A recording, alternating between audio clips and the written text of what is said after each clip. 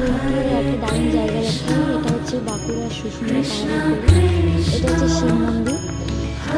দারুণ একটা জায়গা, পুরো একদম শুশুনিয়া পাহাড়ের কোলেই হচ্ছে এই মন্দিরটা। এখানে এই যে বড়বাসা দেখতে পাচ্ছ, এখানে শিবলিঙ্গ আছে। আর এটা হচ্ছে কালীবাড়ি। এই কালীবাড়ির পাশে ওই সাইডে যে মন্দিরটা দেখতে পাচ্ছ ওটা হচ্ছে হনুমান মন্দির।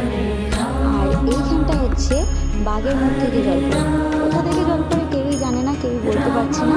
বাট জলটা কোথা থেকে আসে সেটাও ওরা জানে না। কিন্তু এখানে নাকি স্নান করলে সমস্ত মনে আসা পূর্ণ হয়, সবাই নাকি সমস্ত রোগ থেকে মুক্তি পায়। আর এটা হচ্ছে হনুমান মন্দির, দারুণ একটা জায়গা। আর